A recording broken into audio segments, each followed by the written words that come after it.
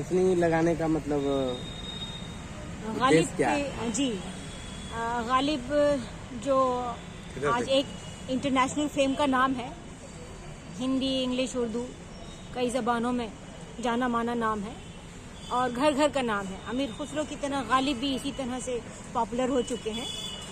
15 फरवरी को उनके उर्स का दिन होता है, यानी उनका इंतकाल हुआ 15 फरवरी को।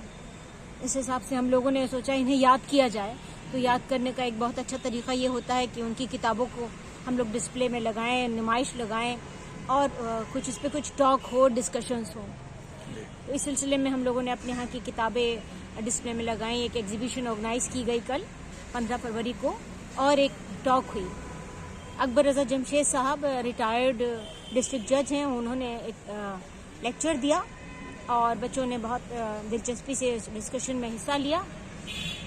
हमारे यहाँ लगभग होंगी 1000 से ज़्यादा किताबें होंगी गालिबियात पर, यानी गालिब स्टडीज़ पर, तीनों ज़बानों में। लेकिन डिस्प्ले में हमने सिर्फ सिलेक्टिव चीज़ें लगाई। उनके लेटर्स हैं, उनके दीवान हैं, उनकी गज़लों के अलग कलेक्शंस हैं, ट्रांसलेशंस हैं उनके वर्क के।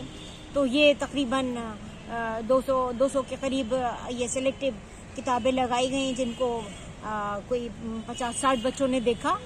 हमारे यहाँ पढ़ने के लिए जो बच्चे आते हैं रीडिंग रूम में, वो बहुत इंटरेस्ट लेते हैं जो भी एग्जीबिशन लगाई जाती है और टॉक होती है।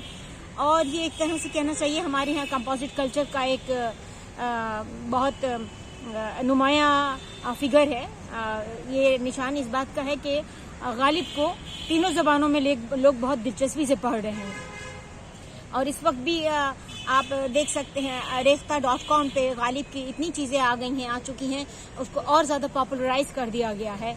और मैं आपको ये बताऊं कि इनके जो अशार हैं, उनके जो वर्सेस हैं, गज़लें हैं और मिसरे हैं, इस तरह से जगह जगह बार बार कोट किए जाते हैं।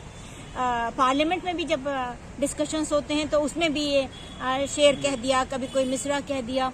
तो इस तरह से ये डिस्कशंस जो होते हैं, सख्त वाले डिस्कशन भी, अगर उसमें कहीं कुछ शेर आप सुना दें, कोई मिसरा कह दें, तो बड़ी पोलाइटनेस आ जाती है डिस्कशन में, बड़ी सॉफ्टनेस आ जाती है और एक कल्चर्ड माहौल घुसा हो जाता है। जिससे एक्चुअली बात यही है कि पोइट्री और लिटरेचर जो है ये एक ऑयलिंग का काम करता है। आदमी की जो मशीनरी है, दिमाग है, उसको पोइट्री बहुत सॉफ्ट और स्मूथ चलाने का काम करती है। और मैं यही कहूँगी कि इसको हम लोग अगर पोइट्री को पढ़ते चलें, सुनते चलें, तो ज़िंदगी में बहुत सारी खुशगवारियाँ आती चली जाए। अभी मुझे याद आ रहा है, एक शेर याद आ रहा है मुझे गालिब का। न था कुछ तो खुदा था, कुछ न होता तो खुदा होता, डुबोया मुझको होने ने, न होता मैं तो क्या होता। ये सूफिज़्म का बहुत स्ट्रॉन्ग, बहुत इम्पॉर्टेंट शेर है। इसको अगर आप सुनेंगे, गौर से दोहराएंगे, तो आप इसमें गुम होते चले जाएंगे और लुत्फ़ लेते चले जाएंगे कि ये कितना स्ट्रॉन्ग शेर है तसव्वुफ़ का। डुबोया मुझको होने ने, डुबोया मुझको होने ने, न होता मैं तो क्या होता। तो क्या होता में इतनी बहुत सी बातें छुपी हुई हैं कि आप इमेजिन कर सकते हैं। न होता मैं तो क्या होता, इसमें बहुत सारी बातें छुपी हुई हैं। एक और शेर उनका याद आता है, बहुत अच्छा लगता है वो शेर, मैं आपको वो भी सुना दूं।